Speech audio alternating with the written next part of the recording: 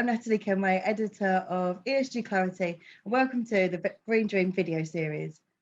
This episode, I'm joined by Sacha Sadan, Director of Investment Stewardship at LGIM Sacha Investment Management.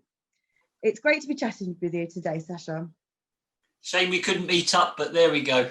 Hopefully one day soon. First of all, I'd like to ask, what does ESG mean to LGIM Investment Management, and can you explain your role there? Nice big question to start with. So ESG's got a lot of words, a lot of people think lots of different things on it. So I'm going to start from the beginning. We are big investors, Legal and General Investment Management. We have over $1.5 trillion or 1.2 trillion pounds of people's money in lots of different assets. And we care passionately that that's looked after, protected, aligned, and maximised even. And so my job specifically as the director who's on the board at LGIM is to make sure that companies are doing, and regulators and markets are doing the right things. Now, what does that mean? I mean, like you say, it's a lot of this, I think to myself, is director of common sense. It was never good for companies to not look after their employees, health and safety, or to do things that took away from their clients. Trying to make too much money out of your clients in the short term and they won't come back. That's not a very long-term sustainable business model. And so therefore, a lot of the things we do are sort of common sense, but we try to bring a bit of practicality and pragmatism to that. So of course, things like having a quality board to protect the shareholders is an amazingly important thing. Everyone says it, but we've seen many scandals, sadly, so not everyone does it. So our job is about bringing these things to life and pushing in these areas, which we can touch on. So responsible investment for all should mean looking after people's pensions, savings and investments. Fantastic. I think it's fair to say that LGIM has been at the forefront of integrating ESG, and the group recently updated its climate impact pledge. Can you explain a bit more about that? Yeah, so thank you for saying that. I mean, I've been here now for 9.5 years, and the world has changed massively, as you can imagine, and we will talk about this, I'm sure, but the word ESG or responsible investing has certainly become much more mainstream. Certainly for your readers, you get to hear it a lot more. It's front page of the newspapers about companies that may have taken government money and now are they paying dividends? You know, that's the kind of responsible investment discussions that people care about. And I think that's one of those. One of those topics, though, that 5 years ago when we pushed hard on climate change, we did get people scratching their heads a bit as usual, going, what's Sacha's team on to this time? And is climate change material? And should I bother with it? And how much would it cost me if I do climate change discussions? Those are the sort of, I don't get so many of those. And I've got to thank people like David Attenborough, especially, people like that, and Mark Carney as well, who've made this much more mainstream and people realizing this is coming, it's not good, and we need to adapt and transition. So on that, we had a climate impact pledge, which we've had for nearly 4 years, where we've been ranking companies in the sectors that matter the most, our investments on behalf of pensioners, and saying, are those companies doing a good job? Now, when we say good job, again, good job for them. We want them to do well, because if they adapt and transition, they will be better investments for our clients. So we want them. And of course, some companies are saying, well, I just dig oil out the ground or coal, and therefore that's my job. Well, it might be your job at the moment, but if you're not allowed to dig coal out of the ground and burn it, then that's not a very good business model in 5 years' time. And if we've got a bond of yours that's a 10-year bond, it might not pay our investors back. So it's those kinds of discussions. So we then decided to rank companies, do some work on that in sectors that mattered, including banks and food companies, which got people surprised. It's not just oil and gas and mining companies.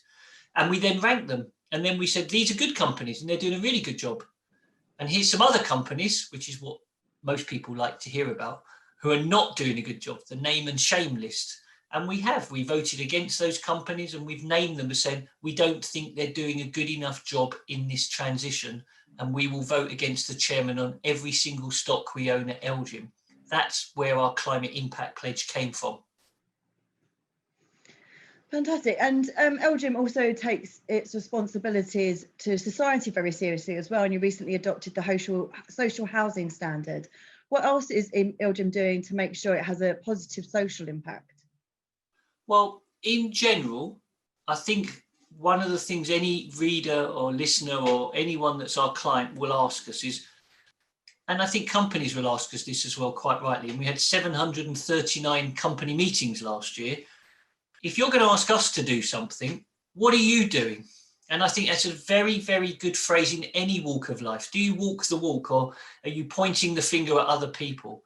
And we know the asset management industry hasn't always been great, it's me being polite, at doing all the things that it asks other companies to do. So we're very conscious of that. And our board, L&G in general, and LGIM specifically, is trying to make sure that we walk the walk. It certainly makes my team's job a lot easier, that when we talk about some of these things, that we do pay the living wage, and we have done for years. We do win awards for our tax transparency. We do have very good gender diversity on our board and across the organisation. Always can do more, but we are walking the walk. And even if you don't agree that we think we're doing a reasonably good job, our shareholders, ex us, we can't vote on our own shares, quite rightly, our shareholders voted unanimously and significantly for all the resolutions at our own L&G PLC AGM. So they are happy with what we're doing. So that's very important. When you come to areas, we're doing lots of things, of course, as you'd expect. So we're pushing very hard on things that our own employees care about. So financial inequality, looking at supporting our workforce, living wage, as we've talked about, diversity. We've got some huge campaigns internally to try and promote people better, to get these things coming internally. But we all start from a base where we'd like to have been better, but we need to improve. So we're not trying to preach here, we're just trying to improve and get better. And while we do that, we learn from other companies, and we share that information with many other companies. So there's some of the areas that we're looking at. And on climate change, we've announced some very big targets at group level and at LGIM real asset level, as well as the social housing stuff that you mentioned. So we're trying to do climate change stuff in our own portfolios, as well as asking other companies to do this. Fantastic. Thank you for such an honest answer. And it would be great to see a lot more asset management firms walk the walk too. I mean, you mentioned before that LGIM is no stranger to voting against chairmen and directors when policies surrounding climate change or diversity, for example, are lacking. Can you provide us some of the examples, what's been going on this year, perhaps? Yeah, as you know, voting is only one part of the work that we do. We spend a lot of time, so I spend a lot of time with governments. Governments care now much more, and we get invited a lot more to big powwows because they want to do this. Now, I know why. It's because the electorate is asking them for these things. And so we get to influence and get involved. Now, we're seen as, because we're investors, we're seen as if we ask for something that we're not.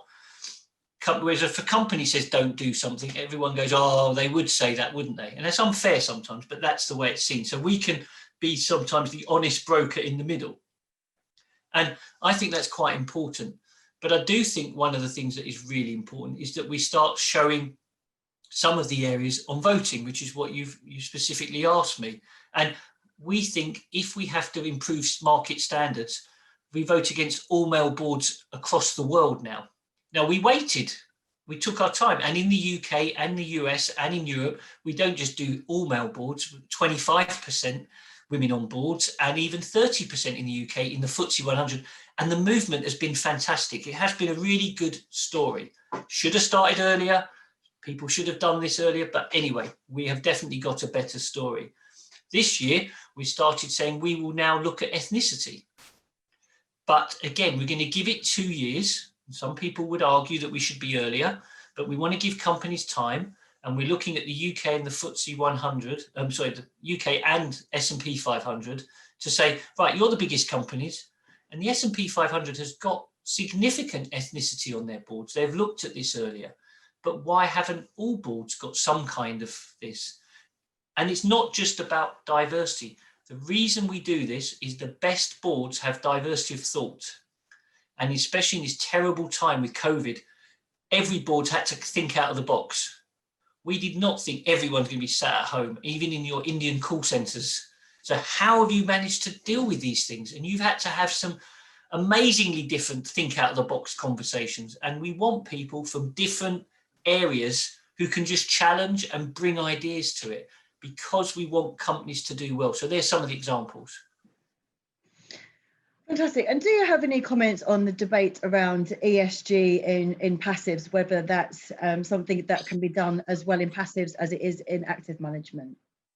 It's a story that I've been asked about for my entire time at LGIM, because we have a significant, and I call it index book. Mm-hmm. And as you can imagine, if you're in my role and if we are half as good as some nice people say we are, then we would like not to be known as passive, because the word passive means sort of sit down and have a cup of tea and lie on the bench. Well, I can assure you that's not something that we do. If you own investments in a company, and if you own $500 million in a company, you should care passionately how it's done. It shouldn't matter whether you're in line with a benchmark, overweight or underweight. And I think that we can show over the years from our independent studies, our voting record, but also our themes and our policy work, that we can absolutely do more work. And then the other way of looking at this as well is just think about it. When you're a board chairman, and we meet them, hundreds of them every year, they know every single year LGIM will be owning that company. So when we ask for something or we push them on something, they know that we're trusted, we're involved with them, we will be there with them. It does build a good relationship. Of course, not every company listens to what we say, nor should they always. They have to run the business the way they see fit. But we absolutely have that relationship, and being there with them over a decade or longer gives us that credibility to ask and influence. Some active managers do a fantastic job. And I used to be an active manager, and we've got some good active funds even at LGIM as well. But it is different. If you are going to buy a stock for a period of time and then sell it, sometimes your influence is different. So I think you can be both. And more importantly, when I look at some of the tables from Share Action or the PRI, the best managers at the top are, some of them are index and some of them are active. It all comes from whether you take your job and your role seriously, like in any other field of life. Looking at the asset management industry as a whole, are you impressed with the progress made on diversity or not? What do you think might still need work? We always need more and more work, but what areas do you think we need to focus on? Just like any industry, and as I've touched on before, I think the asset management industry, you wouldn't want to start here on some of the statistics that we've seen on diversity, but there is definitely much more improvement. We've been a founder of the Diversity Project. It's done some fabulous work. There's lots of members. Some have joined recently because of some of the things that have been going on. Doesn't matter. I'm just glad they're joining. I think it takes time in any industry. When I look at mining sector, sometimes the diversity stats aren't good. What we look at is for improvement. Now, I see a lot of momentum now. So that's something I'm quite pleased with. But I do think that's on the gender side. Other sides that we need to look at, not just ethnicity, but even socioeconomic, different backgrounds. I think there's still much more work to be done. And I think the first thing that we're doing quite a lot with things like the Diversity Project, but ourselves, is looking at the data. And of course, in the past, people say, oh, but you can't ask someone where they come from. Well, you can ask. And if they think that that data is going to be used anonymously, but positively, people are more likely to answer that. And even if you don't get everyone answer it, if you encourage people and you get a 70% take up, you can still use data like that to try and see where you're weak and how you can improve. So I start seeing lots of positivity, mainly because this has become higher up the agenda, and employees are demanding that their workforce gets treated differently and starts thinking about in a different way. Okay, great. And the pandemic has obviously had a massive impact on the investor interest in ESG, and the demand has really exploded this year. How do you see the responsible investment space evolving from here? Well, it's an absolute tragedy, so I won't go into that, and we've all got our own, sadly, stories. But I do think one of the phrases that we used before the tragedy and others were using, and Mark Carney, our old governor of the Bank of England, would use, was that we're all in this together, that companies, inextricably linked to the societies in which they operate. Well, you cannot see that better than now. Companies needed governments to bail them out. We needed some companies to give rent-free periods to help out retailers. We need investors like us to say, we don't need our dividends for a year's time because you need to survive. You also need investors to give money, and we've already replenished and spent hundreds of millions, LGIM, but with others, replenishing balance sheets, preemption rights issues. This has been a circle that we've all been involved in, and we needed employees to step up, and they have done, and executives to start making masks or making some, all the things that have been needed to help everyone else. That I don't think will go back. So I do think that we've already been talking about this as an industry, but now we're going to be saying who did what, and going forward, what does that fiduciary duty mean? There was always this phrase, fiduciary duty. What it meant was you got to look after all your stakeholders. You should definitely look after employees, not just make a profit. You definitely should look after your clients because they won't come back if you don't treat them right. So that kind of thing is definitely going to be more ingrained. So it is more exciting in that sense. But of course, everyone says that. What's going to happen is, and you and others will be checking to see whether people are actually doing that. And I think that's where we've got to look for next year. Fantastic. And on that note, what is LGIM's plans to continue to be at the forefront of ESG? Well, I think like anything, if you ever try and just say, right, I need to do stuff to either be up on a ranking or something else, you already got it wrong because you're doing it for the wrong reasons. So we try, and we've got our strategy day in a couple of weeks. We are literally trying to say, right, what's working? Because not everything works. We don't get listened to all the time. Sometimes we have to collaborate. We work very closely with others because some are doing a fantastic job. But we look at where it's working and where we can evolve. And areas like climate change, we have to do more on biodiversity. On financial inequality, we've done some work on the living wage and pushing companies on that, but we need to do more work on having shares for all companies, not just for the executive teams. And some companies have already, we've seen BT, Dixon's Carphone Warehouse, AO World give free shares to all their staff. Things like Admiral's done that. And I think that's a really good way of empowering people to work for their organisation.